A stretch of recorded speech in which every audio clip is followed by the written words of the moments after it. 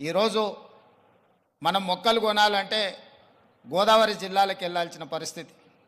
ఎవరైనా Jubilee hills, Banjara hills లేదా ప్రముఖులు ఎవరైనా ఇల్లు కట్టుకుంటున్నారు అని అంటే గోదావరి జిల్లాల నుంచి మొక్కలు తెప్పించుకునే పరిస్థితి నుంచి ఈరోజు వికారాబాద్ చెవెళ్ళ ప్రాంతం నుంచే ఎవరు ఇల్లు కట్టుకోవాలన్న ఇంతకుముందు పెద్దలు చిరంజీవి గారు చెప్పారు. 20 సంవత్సరాల క్రితమే వాళ్ళు ఇల్లు కట్టుకున్నప్పుడు జూబ్లీ హిల్స్లో ఒక ప్రత్యేకమైన మొక్కల్ని పెట్టాలి అంటే రామ్దేవ్ గారి దగ్గర నేను తీసుకున్నాను.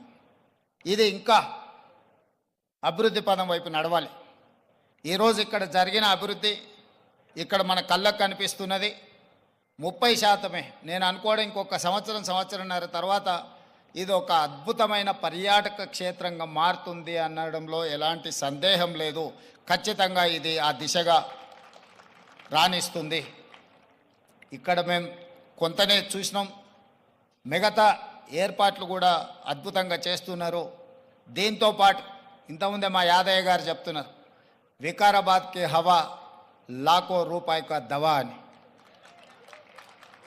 వికారాబాదులో ఉన్న అడవిని ఆనాడు నిజాం సర్కార్ మెడిసినల్ ప్లాంట్స్ పెట్టి మీకు మొత్తం తెలంగాణ రాష్ట్రంలో ఉండే టెంపరేచర్ కంటే చిరంజీవి గారు వికారాబాద్లో వికారాబాద్ అటవీ ప్రాంతంలో 2-3% టెంపరేచర్ తక్కువ ఉంటుంది. లెప్రసీ వచ్చిన వీళ్ళని తీసుకొచ్చి ఇక్కడ వికారాబాద్ ప్లాంటేషన్ అక్కడ వదిలేస్తే 2 monthsలో ఆటోమేటిక్ ఏ ట్రీట్మెంట్ అవసరం లేదు. ఇక్కడ ఉండే ప్రకృతి సహజ వనరుల వల్ల వాళ్ళకి ఆ రోగం నివారించబడుతుంది. గతంలో మెడికల్ ట్రీట్మెంట్ లేనప్పుడు ఎవరికైనా లెప్రసీ వస్తే వాళ్ళ కుటుంబ సభ్యులను ఇక్కడ తీసుకొచ్చి వికారాబాద్లో వదిలేస్తే 2-3 నెలల తర్వాత వాళ్ళని మళ్ళీ తీసుకెళ్తే వాళ్ళు టీబీకి సంబంధించి ఏ సమస్య వచ్చినా ఇక్కడ ఆ కుటుంబ సభ్యులను వదిలేసిపోతే 2-3 నెలలలోనే ఆటోమేటిక్ ఇక్కడున్న ప్రకృతి సహజ వనరులతో వాళ్ళకి తగ్గిపోయేది. అంటే ఈ ప్రాంతానికి ఒక ప్రత్యేకత ఉన్నది. అందుకే ఈరోజు జిందాల్ లాంటి వాటికి ఎక్కడికో వెళ్ళడం కాదు, ఇక్కడనే పెద్ద పరిశ్రమలకు సంబంధించిన వ్యక్తులు తొందరలోనే ఇక్కడ పెద్ద ఎత్తున ఏర్పాటు చేయబోతున్నారు వికారాబాద్ ప్రాంతంలో. మొన్ననే దావోస్లో అగ్రిమెంట్ చేయడం జరిగింది. తొందరలో వికారాబాద్ ప్రాంతాన్ని ఎకో టూరిజంలో పూర్తి స్థాయిలో అభివృద్ధి చెయ్యాలని ప్రభుత్వం ఏదైతే అనుకుంటుందో ఒక అడుగు ముందు ప్రభుత్వానికంటే రామ్దేవ్ గారు వేసి ఇంత మంచి వ్యవస్థని ఇక్కడ ఏర్పాటు చేసిండు. తొందరలో ఈ ప్రాంతం యొక్క అభివృద్ధికి ఇది ఒక ప్రాతిపదిక అవుతుంది. అందుకే ఈరోజు ఈ నిర్వాహకులను రామ్దేవ్ గారిని మనస్ఫూర్తిగా తెలంగాణ రాష్ట్ర ప్రభుత్వం అభినందిస్తుంది. ఇంకా రావాలి ఇట్లాంటి పర్యాటక క్షేత్రాలు.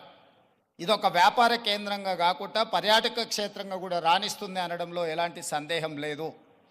ఈరోజు నాతో పాటు చిరంజీవి గారు, సీఎం రమేష్ గారు, మా మంత్రులు, శాసనమండలి సభ్యులు, శాసనసభ్యులు అందరూ రావడం, ఇట్లా కార్యక్రమం రోజువారీగా ఎన్నో రాజకీయ కార్యక్రమాలలో పాల్గొంటుంటాం.